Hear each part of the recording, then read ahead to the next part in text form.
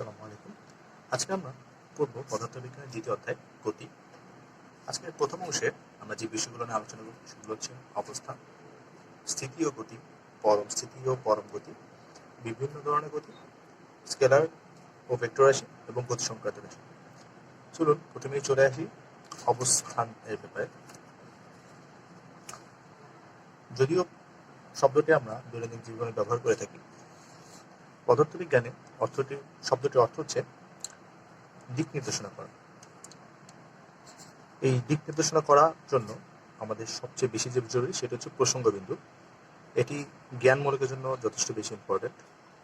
প্রসঙ্গবিন্দু হচ্ছে এমন কোনো বিন্দু যার সাপেক্ষে আমরা অন্য কোনো বস্তুর দিক নির্দেশ করি কিংবা অবস্থানটি নির্দেশ করি। মনে রাখবেন, যে বিন্দুর সাপেক্ষে অন্য কোনো বস্তুর অবস্থান নির্ণয় করি সেটা হচ্ছে প্রসঙ্গবিন্দু। গণিতে আমরা যে ছক কাগজটি ব্যবহার করি তার এক্স অক্ষ এবং ওয়াই অক্ষ থাকে। মূল যে ও বিন্দুটা থাকে সেটা হচ্ছে সেখানে প্রসঙ্গবিন্দু। কম্পাসে যে মূল বিন্দুটি সেটা হচ্ছে মাঝখানে থাকে, যার চারদিকে এরকম মার্ক করা থাকে, নর্থ, ওয়েস্ট, সাউথ, ইস্ট এরকম। তো দৈনন্দিন জীবনে আমরা আরও অনেক উদাহরণ ব্যবহার করি। উদাহরণের জন্য আমরা ধরে নিই এই কিউবটি আমাদের প্রসঙ্গবিন্দু। প্রসঙ্গ বিন্দু এর সাপেক্ষে আমরা যদি ওর অবস্থাটি নির্ণয় করতে চাই তাহলে আমরা বলবো পিকাচু রুবিক্স কিউবের বাম দিকে রয়েছে। কিন্তু যদি আমাদের কাছে প্রসঙ্গ বিন্দুটি না থাকতো তাহলে আমরা বলতে পারতাম না যে আসলে পিকাচু কোন দিকে রয়েছে কিংবা কার সাপেক্ষে কোন দিকে রয়েছে। এটি হচ্ছে প্রসঙ্গ বিন্দুর গুরুত্ব। প্রসঙ্গ বিন্দু সাপেক্ষে আমরা হচ্ছে অন্য কোনো বস্তু দিকটি নির্দেশ করতে পারি কিংবা অবস্থান নির্দেশ করতে পারি। এই ছিল আমাদের অবস্থান এবং প্রসঙ্গ বিন্দু নিয়ে আলোচনা। এখন আমরা চলে যাই আমাদের দ্বিতীয় আলোচনায়, সেটা হচ্ছে স্থিতি এবং গতি। স্থিতি বলতে আমরা যেটা বুঝি থেমে থাকা। থেমে থাকা বলতে সময়ের সাথে যার অবস্থানে কোনো পরিবর্তন হয় না। ধরে নেই রুবিক্স কিউবটি, সময় যাচ্ছে কিন্তু তার অবস্থানে কোনো পরিবর্তন হচ্ছে না। এই যে সে থেমে রয়েছে এটি হচ্ছে তার বৈশিষ্ট্য, এবং এই থেমে থাকা বৈশিষ্ট্যটাই হচ্ছে স্থিতি। এইগুলো স্থিতির কথা। এখন আসুন গতির কথায়। গতি মানে হচ্ছে সময়ের সাথে যে অবস্থান পরিবর্তন করতে পারে, এবং এই অবস্থান পরিবর্তন করতে পারার বৈশিষ্ট্যটাই হচ্ছে গতি। আমাদের দৈনন্দিন জীবনে যে জিনিসটা আমরা সবচেয়ে বেশি দেখি সেটা হচ্ছে একটি গাড়ি। এই গাড়িটি সময়ের সাথে অবস্থান পরিবর্তন করতে পারে, এবং এই অবস্থান পরিবর্তন করছে সেটি হচ্ছে তার গতি। এটি হচ্ছে মূলত গতি। এই ছিল স্থিতি এবং গতির পরিচয়। এর থেকে বেশি জরুরি যে পরিচয়টি সেটা হচ্ছে পরম স্থিতি এবং পরম গতি, যেটা হচ্ছে আমাদের নেক্সট আলোচনার বিষয়। প্রথমে আমাদেরকে জানতে হবে পরম বলতে আমরা কি বুঝি। পরম কথাটির অর্থ হচ্ছে যেটি সবসময় একই থাকে বা চিরকাল একই থাকে।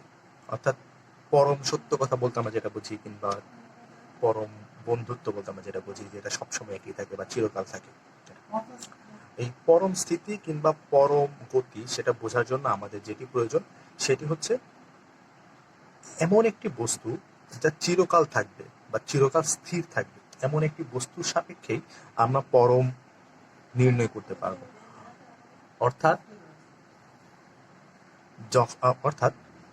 যা সবসময় স্থির থাকবে এমন কোনো বস্তুর সাথে আমরা এই পরম জিনিসটি নির্ণয় করতে পারব। প্রসঙ্গ বস্তু যদি চিরকাল স্থির থাকে তার সাপেক্ষে যে বস্তুটি চিরকাল স্থির থাকবে সেটা হচ্ছে পরম স্থির। বোঝার চেষ্টা করুন, প্রসঙ্গ বস্তু যদি চিরকাল স্থির থাকে তার সাপেক্ষে যদি কোনো বস্তু চিরকাল স্থির থাকে তাহলে সেই বস্তুটি পরম স্থির বস্তু। যেমন এই রুবিক্স কিউবটি ও যদি প্রসঙ্গ বস্তু হয়, ধরে নিচ্ছি ও চিরকাল এই জায়গাটিতেই থাকবে, এবং তার সাপেক্ষে ও যদি চিরকাল ঠিক এই জায়গাটিতেই থাকে তাহলে ও পরম স্থির। এখন আসুন পরম গতি। পরম স্থির বস্তুর সাথে যদি কোনো বস্তু সব সময় গতিশীল থাকে তাহলে সেটি হচ্ছে পরম গতি। অর্থাৎ এই গাড়িটি যদি এই রুবিক্স কিউবের সাপেক্ষে সবসময় গতিশীল থাকে, কখনো না থেমে, তাহলে গাড়িটি থাকবে পরম গতিশীল অবস্থায়। অর্থাৎ অর্থাৎ আমাদের প্রসঙ্গ বস্তুটি সবসময় স্থির হতে হবে, স্থির বস্তুকে পরম স্থির বস্তুর সাথে সবসময় স্থির হতে হবে, তখন আমরা পরম স্থিতিশীল অবস্থা পাবো। গতিশীল বস্তুকেও সবসময় গতিশীল অবস্থায় থাকতে হবে, তাহলে আমরা পরম গতিশীল অবস্থা পাবো। এখন আমাদের বইয়ে একটি গুরুত্বপূর্ণ আলোচনা ছিল, সেটি হচ্ছে যে পৃথিবীর কোনো স্থিতি পরম নয়, কোনো গতি পরম নয়, সবকিছু আপেক্ষিক। এই কারণটা আমরা আলোচনা করি। প্রথম কারণ হচ্ছে আমাদের এই মহাজগতে কোনো কিছু স্থির নেই।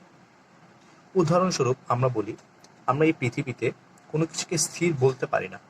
কারণ হচ্ছে যা কিছু পৃথিবীর উপর রয়েছে তা পৃথিবীর সাথেই ঘুরতে থাকে, যা কিছু পৃথিবীর উপর রয়েছে তা পৃথিবীর সাথেই গতিশীল। সেই পৃথিবী নিজ অক্ষের উপর ঘূর্ণনশীল। দেখুন, এই ছবির মধ্যে আমি বোঝানোর চেষ্টা করেছি, পৃথিবী এখানে যে দিকে ছিল, এখানে গিয়ে সে একটু ঘুরে গিয়েছে, আবার এখানে গিয়ে সে আরেকটু ঘুরে গিয়েছে। অর্থাৎ সে নিজের অক্ষের মধ্যে লাটিমের মতো ঘূর্ণায়মান। আবার সে কিন্তু সূর্যকে কেন্দ্র করে ঘুরছে।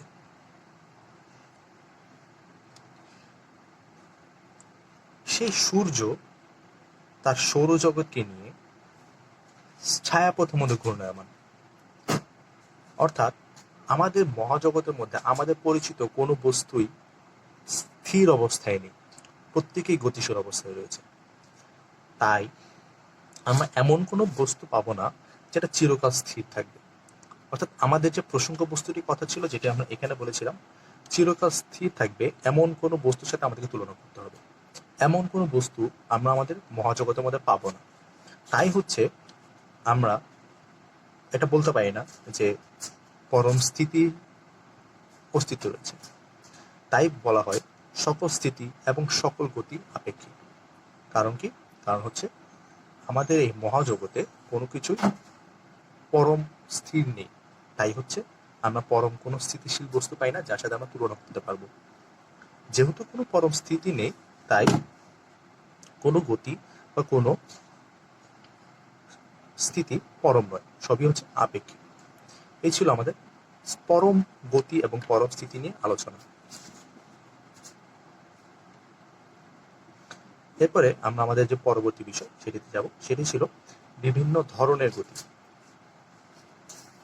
বিভিন্ন ধরনের গতির মধ্যে রয়েছে রৈখিক গতি, চলন গতি, ঘূর্ণন গতি, পর্যায়বৃত্ত গতি এবং স্পন্দন গতি। রৈখিক গতি বলতে যেটি বোঝায় সেটি হচ্ছে মূলত সরল রেখা বরাবর যে গতিটি থাকে সেটি। সরল রেখা বরাবর যে গতিটি থাকবে সেটি হচ্ছে রৈখিক গতি। কোনো একটি গাড়ি যদি সরল রেখা বরাবর চলে তখন তার গতিটি হচ্ছে সরলরৈখিক গতি। এই গাড়িটি যদি সরল রেখা বরাবর চলে তখন তার গতিটি হচ্ছে সরলরৈখিক গতি। চলন গতিটি একটু ইম্পর্টেন্ট। আমরা নিশ্চয়ই বাসে চলেছি, বাসটি যদি সরল রেখা বরাবর চলে তাহলে বাসের গতিটি হচ্ছে রৈখিক গতি। বাসের ভিতর যে আমরা থাকি, যে প্যাসেঞ্জাররা থাকে, তারাও গতিশীল থাকে এবং প্যাসেঞ্জারদের সেই গতিটি হচ্ছে চলন গতি। অর্থাৎ গতিশীল বস্তুর কণাগুলোর যে গতি সেটা হচ্ছে চলন গতি। গতিশীল বস্তুর কণার গতি। আশা করি বুঝতে পারছেন যে গতিশীল বস্তুর কণাগুলো যে গতিতে গতিশীল থাকে সেটিকে চলন গতি বলা হয়। এখন আসুন পরবর্তী যে তিনটি গতি রয়েছে তারা অনেকটা রিলেটেড, সাম্পর্কিক, তাই তাদেরকে একটু চিত্র দিয়ে বোঝানোর চেষ্টা করেছি। ঘূর্ণন গতি। ঘূর্ণন গতি বলতে মূলত যেটা বোঝানো হয় সেটা হচ্ছে আমরা যেটা বুঝি বৃত্তাকার পথে গতি। বৃত্তাকার পথে গতি। বইয়ে যে সংজ্ঞাটি রয়েছে সেটা হচ্ছে কেন্দ্র থেকে নির্দিষ্ট দূরত্ব বজায় রেখে ঘূর্ণায়মান থাকার বা গতিশীল থাকার বৈশিষ্ট্য, সেটি হচ্ছে ঘূর্ণন গতি। বৃত্তের মতো, বৃত্তের কেন্দ্র থেকে নির্দিষ্ট দূরত্ব, দেখুন প্রত্যেকটা অবস্থায় নির্দিষ্ট দূরত্ব বজিয়ে রেখেছে এই কণাটি, তাই এই গতিটিকে বলা হচ্ছে ঘূর্ণন গতি। এই বিষয়টি পরে আসুন চিনি নিই পর্যায়বৃত্ত গতিটা কি। পর্যায়বৃত্ত গতিটা হচ্ছে আমাদের ঘড়ির কাঁটার গতিগুলো। দেখুন আমাদের ঘড়ির কাঁটা, এটি ঘন্টা, এটি মিনিট, সবুজটি হচ্ছে সেকেন্ডের। এই সেকেন্ডের কাঁটাটি ঠিক 60 সেকেন্ড পর পুরো ঘড়ি ঘুরে ঠিক একই দিক থেকে এই বিন্দুটিকে অতিক্রম করবে। খেয়াল করবেন, সেকেন্ডের কাঁটা বা যে কোনো কাঁটা নির্দিষ্ট সময় পর নির্দিষ্ট দিক থেকে নির্দিষ্ট একটি বিন্দুকে অতিক্রম করছে। নির্দিষ্ট বিন্দুকে নির্দিষ্ট সময় ব্যবধানে একই দিক থেকে অতিক্রম করছে। এটি হচ্ছে পর্যায়বৃত্ত গতি। অর্থাৎ পর্যায়বৃত্ত গতিটা হচ্ছে নির্দিষ্ট বিন্দুকে নির্দিষ্ট সময় ব্যবধানে একই দিক থেকে অতিক্রম করার যে গতি, সেটা হচ্ছে পর্যায়বৃত্ত গতি। ঘূর্ণন গতির সাথে তার পার্থক্যটা হচ্ছে ঠিক এই জায়গায় যে ঘূর্ণন গতিতে নির্দিষ্ট কোনো সময় ব্যবধান নেই। আপনি এই কণাটিকে 1 মিনিটও ঘোরাতে পারেন, 15 সেকেন্ডও ঘোরাতে পারেন, কিন্তু আপনি ঘড়ির কাঁটাকে, কোনো কাঁটাকেই আপনি নির্দিষ্ট সময়ের আগে 12 বিন্দুটাকে অতিক্রম করাতে পারবেন না। সেখানে হচ্ছে পর্যায়বৃত্ত গতি এবং ঘূর্ণন গতির মধ্যে মূল পার্থক্যটি। স্পন্দন গতি এবং পর্যায়বৃত্ত গতি প্রায় একই। খেয়াল করুন, স্পন্দন গতি লেখা আছে যে নির্দিষ্ট বিন্দুকে, এখানে ছিল নির্দিষ্ট বিন্দু, নির্দিষ্ট বিন্দু, নির্দিষ্ট বিন্দু, নির্দিষ্ট সময়, নির্দিষ্ট সময়। কিন্তু কথা হচ্ছে পর্যায়বৃত্ত গতিটি একই দিক থেকে অতিক্রম করছিল, কিন্তু স্পন্দন গতিতে বিপরীত দিক থেকে অতিক্রম করবে। স্পন্দন গতিটি হচ্ছে নির্দিষ্ট বিন্দুকে নির্দিষ্ট সময় ব্যবধানে বিপরীত দিক থেকে অতিক্রম করার যে গতিটি। আমরা অবশ্যই পেন্ডুলাম দেখেছি এরকম। সেই পেন্ডুলামটিকে আপনি যদি প্রথমে এদিক নিয়ে যান, ছেড়ে দেওয়ার পরে সেটি আবার বিপরীত দিকের থেকে এদিকে চলে যাবে। দেখুন সে কিন্তু এই বিন্দুটিকে অতিক্রম করেছে বিপরীত দিক থেকে। খানিকক্ষণ পর সে আবার এদিকে যাবে। সে কিন্তু নির্দিষ্ট সময় পর পর বিপরীত দিক থেকে এই বিন্দুটিকে অতিক্রম করছে, তাই এই গতিটি হচ্ছে স্পন্দন গতি। এই ছিল আমাদের বইয়ের মধ্যে যে গতিগুলো ছিল সেগুলোর আলোচনা। আশা করছি আপনারা বুঝতে পারবেন। পরবর্তীতে আমরা যেটাতে যাব সেটা হচ্ছে গতি সংক্রান্ত বিভিন্ন রাশির সাথে আমরা পরিচিত হব। এর আগে যে জিনিসটা খুব ইম্পর্টেন্ট সেটা হচ্ছে স্কেলার রাশি এবং ভেক্টর রাশির সাথে পরিচয় হওয়া। স্কেলার রাশি হচ্ছে এমন সব ভৌত রাশি যাদের নির্দিষ্ট মান থাকবে, কিন্তু তাদের দিক নির্দেশ করার কোনো প্রয়োজন নেই। অর্থাৎ তাদের যদি আমরা দিক নির্দেশ করি বা না করি কখনো কোনো সমস্যা হবে না। এটি হচ্ছে স্কেলার রাশির বৈশিষ্ট্য। এরকম নির্দিষ্ট কিছু রাশি রয়েছে আমাদের ভৌত জগতে, যেমন দৈর্ঘ্য, ভর, দ্রুতি, কাজ, শক্তি, সময়, তাপমাত্রা। আমরা কতটুকু দৈর্ঘ্যের কাপড় নিচ্ছি, কতটুকু ভরের চাল কিনছি, কতটুকু কাজ করছি, কি পরিমাণ শক্তি দিচ্ছি, বা কতটুকু সময় ধরে কাজ করছি, বা কি পরিমাণ তাপমাত্রা আজকে রয়েছে, সেই জিনিসগুলো কোনো দিকের প্রয়োজন হয় না, তাদের শুধু আমাদের মানটা প্রয়োজন হয়। এগুলো হচ্ছে স্কেলার রাশি। ভেক্টর রাশির পার্থক্যটা হচ্ছে এই দিকেই যে তাদের মানের পাশাপাশি দিক নির্দেশ করাটা গুরুত্বপূর্ণ হয়ে ওঠে। আপনি যদি দিকটি উল্লেখ না করেন তাহলে সেই রাশির মানটি পরিপূর্ণতা পায় না। যেমন সরণ, আপনি কোন দিকে সরিয়েছেন, বেগ কোন দিকে সে গতিশীল, উপরের দিকে না নিচের দিকে। বলটি আপনি নিচের দিকে দিচ্ছেন না উপরের দিকে দিচ্ছেন, এরকম প্রায় সবকিছুতেই আমাদের সেই দিকটি নির্দেশ করার প্রয়োজন হয়। আমাদের ভৌত জগতে ভেক্টর রাশির সংখ্যা বেশি। অর্থাৎ ভেক্টর রাশি এবং স্কেলার রাশির মধ্যে মূল পার্থক্য হচ্ছে দিক। স্কেলার রাশিতে দিক নির্দেশ করতে হয় না, কিন্তু ভেক্টর রাশিতে দিক নির্দেশ করতে হয়। আমাদের উপরের ক্লাসে আমরা এই নিয়ে বিশদ আলোচনা পাবো। আমাদের 9-10 ক্লাসে এতটুকু হচ্ছে আমাদের স্কেলার রাশি এবং ভেক্টর রাশি আলোচনা। এখন চলে আসে আমাদের গতি সংক্রান্ত বিভিন্ন শব্দের সাথে পরিচিত হতে। প্রথম যে শব্দ সেটি হচ্ছে সময়। সময়কে আমরা টি দিয়ে প্রকাশ করি, টি মিনস টাইম, এবং সময়ের কোনো সংজ্ঞা আমাদের প্রয়োজন হয় না। আমরা বুঝি সময় বলতে 60 সেকেন্ড, 1 ঘন্টা, 2 ঘন্টা, 60 মিনিট, 30 মিনিট, এরকম।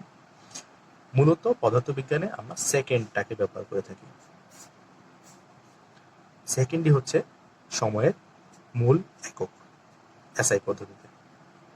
এই ছিল সময়। সময় কিন্তু পদার্থবিজ্ঞানে খুব গুরুত্বপূর্ণ একটি ফ্যাক্টর। দ্বিতীয়তে যে বস্তুটি রয়েছে সেটা হচ্ছে দূরত্ব। এর সাথে সম্পর্কযুক্ত রয়েছে স্মরণ। এটিকে আমি একসাথে আলোচনা করছি। দেখুন, দূরত্ব এবং স্মরণ। দূরত্ব মানে অবস্থানের পরিবর্তন, স্মরণ মানেও অবস্থানের পরিবর্তন। বিষয়টা হচ্ছে স্মরণের নির্দিষ্ট দিক প্রয়োজন হয়, অবস্থান কিন্তু দূরত্বের জন্য নির্দিষ্ট দিক প্রয়োজন হয় না। যেমন আপনি বলতে পারেন আপনার বাসা থেকে আপনার স্কুলের দূরত্ব 500 মিটার বা 1 কিলোমিটার। সেটি কোন দিকে সেটি হয়তো আপনি বলবেন না, কারণ দূরত্ব আপনি বলছেন, শুধুমাত্র দূরত্বের জন্য দিকের প্রয়োজন হয় না। কিন্তু আপনি যদি অবস্থানটা ঠিক মতো জাস্টিফাই করতে চান, তখন আপনাকে বলতে হবে সেটি এখান থেকে পশ্চিম দিকে 500 মিটার বা এখান থেকে দক্ষিণ দিকে 1 কিলোমিটার, এরকমভাবে বলতে হয়। দূরত্ব স্কেলার রাশি, যেহেতু তার কোনো দিক নেই, কিন্তু স্মরণ একটি ভেক্টর রাশি। উভয়ের একক মিটার। এটি ছিল দূরত্ব এবং দূরত্ব এবং স্মরণের বৈশিষ্ট্য। এই ছিল আমাদের দূরত্ব এবং স্মরণের ব্যাখ্যা। চলে আসি পরবর্তী আলোচনা, সেটি হচ্ছে দ্রুতি এবং বেগ।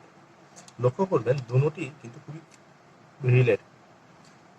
দ্রুতি বলতে নির্দিষ্ট সময়ে দূরত্ব পরিবর্তনের হার, বেগ বলতেও নির্দিষ্ট সময়ে দূরত্ব বা স্মরণের হার। পার্থক্য শুধু এক জায়গাতে, সেটা হচ্ছে দিক। দ্রুতিতে দিক নির্দেশ করতে হয় না, বেগের বেলায় দিক নির্দেশ করতে হয়। দ্রুতি একটি স্কেলার রাশি, বেগ ভেক্টর রাশি। আবার বলছি, দ্রুতি এবং বেগ উভয়ই হচ্ছে দূরত্ব কিংবা অবস্থান পরিবর্তনের হার। দ্রুতিতে দিক নির্দেশ করতে হয় না, বেগে দিক নির্দেশ করতে হয়, নির্দিষ্ট দিকে সেই বেগটি থাকে। দ্রুতি স্কেলার রাশি, বেগ ভেক্টর রাশি। দ্রুতি এবং বেগ নিয়ে আমাদের আরো আলোচনা রয়েছে। খেয়াল করুন, যেটি বলছিলাম, দ্রুতি এবং বেগ উভয়ই একই জিনিস, দূরত্ব এবং সময়ের পরিবর্তনের হার।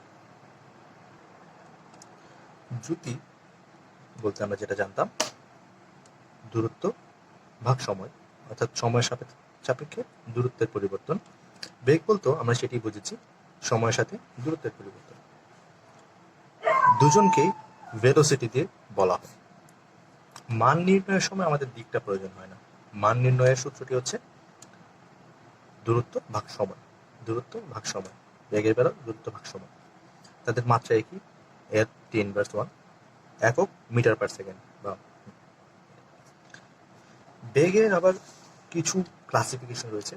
একটি হচ্ছে সুষম বেগ, আর একটি হচ্ছে অসম বেগ। সুষম বেগ বলতে নির্দিষ্ট সময়ে নির্দিষ্ট দিকে নির্দিষ্ট দূরত্ব অতিক্রম করবে। অসম বেগ বলতে নির্দিষ্ট সময়ে নির্দিষ্ট দিকে অনির্দিষ্ট দূরত্ব অতিক্রম করবে। অর্থাৎ সেটির কোনো নিশ্চয়তা থাকে না যে সে ঠিক কতটুকু দূরত্ব অতিক্রম করছে অসম বেগের বেলায়। যেমন উদাহরণ দেখুন, সুষম বেগের বেলায় ধরে নিন প্রথম সেকেন্ডে সে 5 মিটার গেল, পরবর্তী সেকেন্ডে সে আরো 5 মিটার গেল, পরবর্তী সেকেন্ডে সে আরো 5 মিটার গেল। প্রত্যেকবার দেখেন সে 5 মিটার করে দূরত্বটা পরিবর্তন করছে। এটি হচ্ছে সুষম বেগ, যে সে সময়ের সাথে সাথে নির্দিষ্ট সময়ে নির্দিষ্ট দূরত্ব অতিক্রম করছে। তো অসম বেগের বেলায় যদি উদাহরণটা দেখুন, প্রথম সেকেন্ডে যদি সে 5 মিটার যায়, পরের সেকেন্ডে সে হয়তো গেল 3 মিটার, পরের সেকেন্ডে সে গেল হয়তো 7 মিটার, পরেরটাতে সে হয়তো গেল 4 মিটার। অর্থাৎ তার দূরত্ব পরিবর্তনের একটি পরিবর্তন আসছে। অর্থাৎ সে নির্দিষ্ট সময়ে নির্দিষ্ট দিকে অনির্দিষ্ট দূরত্ব অতিক্রম করতে পারে। এটি হচ্ছে অসম বেগ। সুষম বেগ এবং অসম বেগের মধ্যে পার্থক্য এতটুকু যে নির্দিষ্ট দূরত্ব অতিক্রম করে সুষম বেগের বেলায় এবং অসম বেগের বেলায় অনির্দিষ্ট দূরত্ব অতিক্রম করে, সেটার বেলায় বেগ দূরত্বের কোনো নিশ্চয়তা থাকে না। এই ছিল আমাদের দ্রুতি এবং বেগ নিয়ে আলোচনা। পরবর্তী পর্বে আমরা আরও একটি ক্লাসিফিকেশন হচ্ছে তাৎক্ষণিক বেগ, সেটি নিয়ে আলোচনা করব। সেটি যেহেতু সূত্র পর্যায়ে পড়ে, তাই হচ্ছে আমরা এই পরিচিতি অংশে আলোচনা করি। লাস্ট যে অংশটি রয়েছে আজকের, সেটি হচ্ছে ত্বরণ এবং মন্দন। বলে রাখি, ত্বরণ এবং মন্দন উভয়ই একই শব্দ, একই জিনিস মিন করে, উভয়ই ভেক্টর রাশি, এদের কোনো বিপরীত মিনিং নেই। এদের অর্থ হচ্ছে নির্দিষ্ট সময়ে বেগ পরিবর্তনের হার। বেগ পরিবর্তনের হার, আমরা বেগ পড়েছিলাম দূরত্ব পরিবর্তনের হার, কিন্তু ত্বরণের বেলায় সেটি হচ্ছে বেগ পরিবর্তনের হার। যেটা আমরা আলোচনা করছিলাম যে ত্বরণ এবং মন্দন একই শব্দ, যখন ধনাত্মক পরিবর্তন হবে বেগের, সেটি হবে ত্বরণ। ধনাত্মক হলে সেটি ত্বরণ, যদি ঋণাত্মক পরিবর্তন হয় তাহলে সেটি হয়ে যাচ্ছে মন্দন। অর্থাৎ বৈপরীত্যটা এখানে, যে ত্বরণ হচ্ছে ধনাত্মক এবং মন্দন হচ্ছে ঋণাত্মক। উপরের ক্লাসে কিংবা স্বাভাবিক আলোচনার মধ্যে আমরা ধনাত্মক কিংবা ঋণাত্মক ত্বরণ দিয়ে আলোচনা করেছি, ধনাত্মক ত্বরণ এবং ঋণাত্মক ত্বরণ এইভাবে, কিন্তু বাংলা ভাষায় সেটিকে দুটি শব্দতে আলোচনা করেছে, ত্বরণ এবং মন্দন। ত্বরণ বা মন্দনের সূত্র একটি, বেগ ভাগ সময়। বেগের একক আমরা জানতাম মিটার পার সেকেন্ড এবং সময়ের সেকেন্ড, সেখান থেকে আমরা পাই এককটি মিটার পার সেকেন্ড স্কোয়ার এবং মাত্রা LT ইনভার্স 2। ত্বরণেরও, বেগের মতো ত্বরণেরও দুটি উপাংশ রয়েছে, সেটি হচ্ছে সুষম ত্বরণ এবং অসম ত্বরণ। সুষম ত্বরণ বলতে যেটা আমরা তখন আলোচনা করেছিলাম যে একই পরিবর্তন, সেটা হচ্ছে সুষম। বেগের যদি একই পরিবর্তন হয় তাহলে সেটি হচ্ছে সুষম ত্বরণ। যেমন দেখুন, প্রথম সেকেন্ডে ছিল 5 মিটার পার সেকেন্ড, পরবর্তী সেকেন্ডে যদি 10 মিটার পার সেকেন্ড হয় তাহলে পার্থক্য হলো 5 মিটার পার সেকেন্ড স্কোয়ার। পরবর্তীতেও সেটি 15 মিটার পার সেকেন্ড, পার্থক্য 5 মিটার পার সেকেন্ড স্কোয়ার। অর্থাৎ প্রত্যেকবার বেগের পরিবর্তন 5 মিটার পার সেকেন্ড স্কোয়ার। এটি সুষম ত্বরণের উদাহরণ। এবং অসম ত্বরণ হচ্ছে বেগের ভিন্ন ভিন্ন পরিবর্তন হচ্ছে। প্রথম সেকেন্ডে 5 মিটার পার সেকেন্ড, পরবর্তী সেকেন্ডে যদি 7 মিটার পার সেকেন্ড স্কোয়ার হয় তাহলে ত্বরণ হচ্ছে 2 মিটার পার সেকেন্ড স্কোয়ার। এর পরের সেকেন্ডে যদি হয় 15 মিটার পার সেকেন্ড, তখন ত্বরণের পরিবর্তনটা হচ্ছে 10 মিটার পার সেকেন্ড স্কোয়ার। পার্থক্য রয়েছে, পার্থক্যগুলো একই নয়। এটি হচ্ছে সুষম ত্বরণ এবং অসম ত্বরণের মধ্যে আলোচনা। বেগের মতো ত্বরণেরও আরেকটি উপাংশ রয়েছে, সেটি হচ্ছে তাৎক্ষণিক ত্বরণ। সেটি হচ্ছে আমরা সূত্র পর্যায়ে যখন আলোচনা করব তখন আলোচনা করব। আজকের জন্য এটি ছিল আমাদের পদার্থের দ্বিতীয় অধ্যায় গতি এর প্রথম অংশ আলোচনা মানে পরিচিত অংশ। আশা করছি সবাই বুঝতে পেরেছেন। ধন্যবাদ।